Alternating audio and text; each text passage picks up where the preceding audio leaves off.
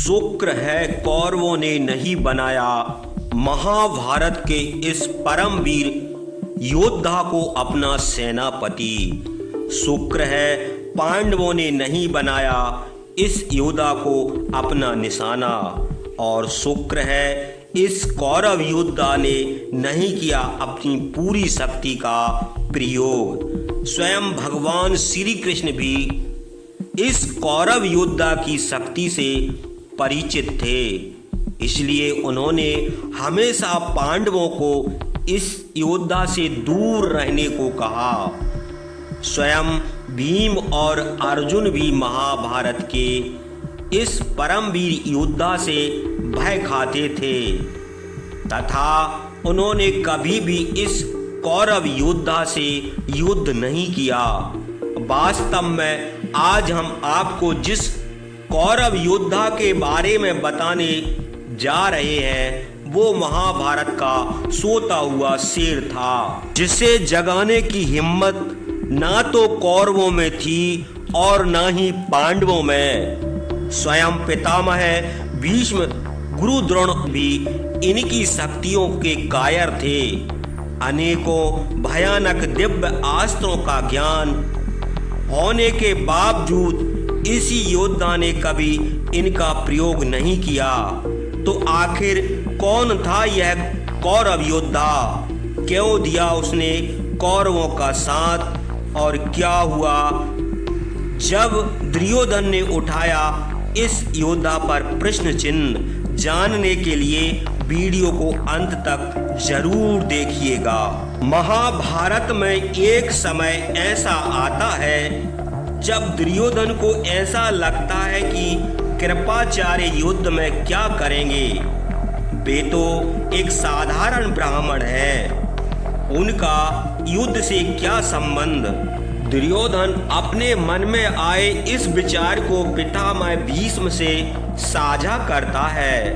तब पितामह भीष्म दुर्योधन को कृपाचार्य की वास्तविक सच्चाई बताते हैं, जिसे सुनने के बाद दुर्योधन के मन में कृपाचार्य के प्रति विचार बदल जाते हैं। भीष्म ने बताया कि सप्तऋषि गौतम के होते और ऋषि सरदान के पुत्र कृपाचार्य एक या दो ही बल्कि पूरे 60,000 महारथियों को अकेले ही हराने की क्षमता रखते हैं। वृद्ध अवस्था में भी कृपाचार्य महारथियों के भी महारथी है तथा अपने पिता सरदान के समान ही अनेकों युद्ध विद्याओं में माहिर है। कृपाचार्य का जन्म भगवान शिव के पुत्र कार्तिकेय की तरह ही सरकंडे से हुआ है। वे चाहे तो पांडव सेना में हाहाकार मचा सकते हैं, परंतु इस बात को भी जानते हैं कि धर्म पांडवों के साथ है, इसलिए वे अपनी पूरी शक्ति का प्रयोग नहीं कर रहे। इंद्रास्त्र और ब्रह्मास्त्र का ज्ञान रखने वाले योद्धा कृपाचार्य कोई साधारण ब्राह्मण नहीं, बल्कि भगवान परशुराम और गुरु द्रोण के समान ही शास्त्र और शस्त्र का ज्ञान रखने वाले एक महावीर ब्राह्मण है। कृपाचार्य की सच्चाई जानने के बाद स्वयं दुर्योधन भी हैरान हो गया और उसने उसे वीर ब्राह्मण योद्धा को सामान्य समझना बंद कर दिया। हस्तिनापुर के कुलगुरु कृपाचार्य अनेकों भयानक अस्त्रों से लेकर दिव्य अस्त्रों तक का ज्ञान रखते थे। राजा शांतनु के जाने के बाद भीष्म पितामह ने उन्हें अपने गुरु वंश का कुलगुरु बनाया था। वह धर्म नीति और शास्त्र के बड़े विद्वान थे। धृतराष्ट्र की सभा में विदुर भीष्म पितामह और गुरु द्रोणाचार्य के समान ही कृपाचार्य भी विशेष स्थान रखते थे। अपनी विद्या और धर्म नीति के आधार पर उन्होंने वर्षों तक गुरु वंश का मार्गदर्शन किया। कौरव और पांडवों को आरंभिक शिक्षा आचार्य ने ही दी थी और बाद में वे गुरु द्रोण के आश्रम में गए। गुरु वंश के कुल गुरु कृपाचार्य की कृति नाम की एक बहन भी थी, जिनका विवाह द्रोणाचार्य से हुआ, और महारथी अश्वत्थामा कृति द्रोणाचार्य के पुत्र थे।